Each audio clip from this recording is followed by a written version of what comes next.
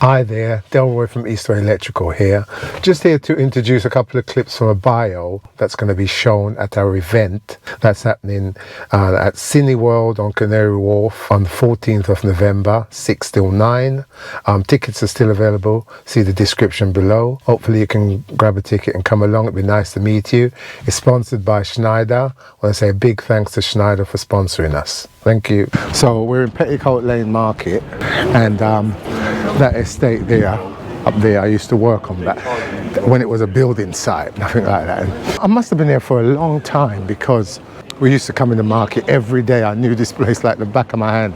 This was in 73. I'm not 100% sure, but I think after I finished from Ollie Street, they moved me to this estate, I think. And like I said, it was a building site. And that tower block there, I've got an interesting story about that.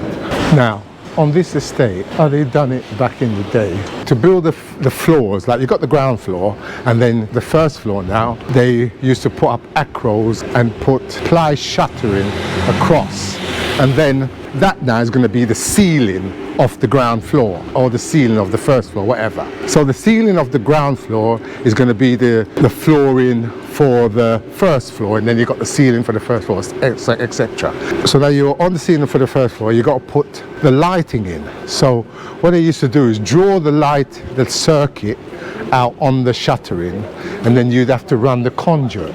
You'd run the conduit, like you come to your lighting point, go along to the next lighting point, and then you shoot off to where the switch is going to come down. And this is on the shutter. And then they put some steels down. They build this sort of cage of steel. The steel fixtures would do that. So when you come to the actual lighting point, you've got to put your beezer box on it, right? So to keep the beezer box in place, because when they pour the concrete, they put this sort of vibrating thing in there to mix the concrete around it or whatever. So to ensure that it doesn't move, what you would do, you'd put 3 6-inch nails, and you use some wire to tie across the 6-inch nails, and that keeps the box in place. It doesn't move. And I think they put some oil on the shuttering so that once the concrete is poured and dried, they come down, release the acros, and drop the shuttering, okay? So then you look up in the ceiling, you see the beezer box, then you come over here where the switch is going to be, and you see a bit of conduit, because you've done a right angle, just a bit of conduit sticking out with a thread on it. So that's where they're going to build the wall, and then when they've built the wall, you just screw a bit of your metal conduit down and come down to your switch. So when they drop the shuttering, you've got 3 6-inch nails at each lighting point. They don't do it like that now, but if they did nowadays, you just get an angle grinder, right, and get rid of it. But what we had to do in those days, you had to actually physically break it off. So what you'd have to do, you get a bit of conduit, hammer it, flatten one end down, then you hammer it over the nail so it fits tight around the nail, and then you go like this until you broke it off. 3 of them. So see that block there? This is how I remember it. The foreman here, I didn't like the geezer, and he didn't like me. I was only 18, so he got no chat. I'll tell you what he done once. So this is all conduit. I think it was that block there. Let's go around a bit. It was this block further right around the corner near the market, right? We was up there, I was working with this guy called Harry. It was a nice bloke. He was about 23. I was 18 at the time. And he was my sparky, teaching me. We used to do conduit. So the foreman came up and we was doing it. So I don't know if he wanted to show off, oh, I'll show you how to do conduit. And when you're doing conduit, your hands get quite messy. I had my donkey jacket on, which the company gives you, and my overalls, right? So the geezers come up, done the conduit. No one's asked him to do it. He's just showing himself off. And his hand's all dirty, and he looks at me and goes, oh, I've got more. You know what the geezer done?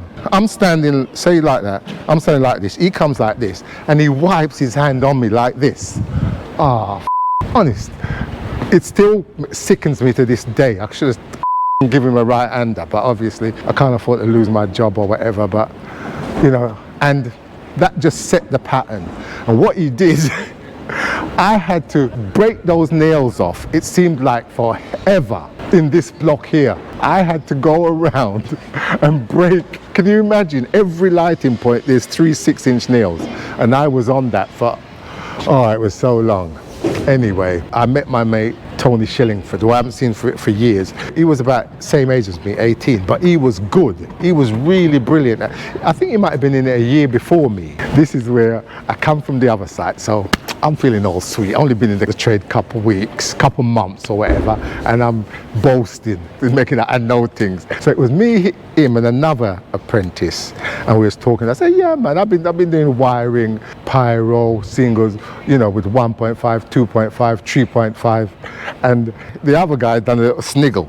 But Tony didn't. Tony just, later on, he took me over and goes, yeah, Del, there's no 3.5. It's just 1.5, 2.5, 4 mil, 6 mil. So never boast unless you know what you're talking about. On this site also, Christmas time, I mean, look, I'm just a youth. I've just left school and I'm not a drinker, I don't drink. So anyway, what they used to do, there used to be a cafe around the corner, I can't remember if it's still there now.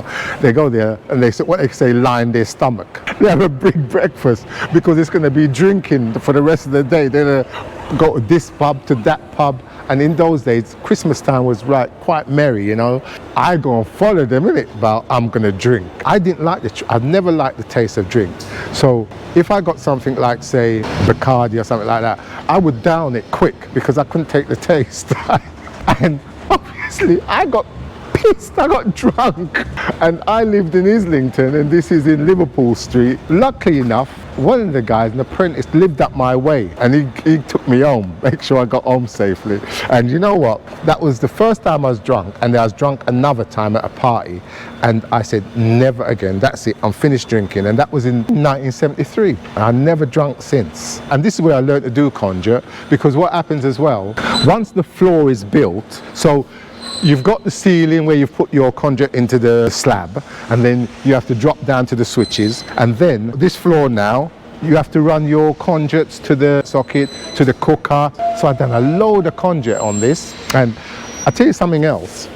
Job and knock, which is a thing in the trade in those days. I don't know if they do it nowadays. You come in on a Saturday, everybody wants to leave by 1 o'clock. Job and knock. Tube that flat out and you can go. And I tell you, when you go to wire some of these flats, if you work for the council and you go around and try to rewire some of these flats, you can't do it because the conduit weren't put in properly because of that job and knock business. People rushing to do the job and not doing it properly. Oh, I'll tell you another thing that I remember. What we used to do, this was bad, because remember, you got all scaffolding, and at the side road, you had the boarding, yeah? And what we used to do as apprentices, mess about, we get a bit of free time. We used to go up on the scaffolding, one would be down here, you got all boarding here, yeah? And a couple of us might be up on the scaffold looking over, and maybe a woman or a geezer be coming by. We'd be looking down at the bloke or the woman, and we can look back and say, right, he's coming, he's coming, he's coming. We say now, and he'd have some big rock and fight against the wood. The people used to jump out of their skin. That's not good, that's terrible. By the way, I was never the one throwing the rock. I was just there watching.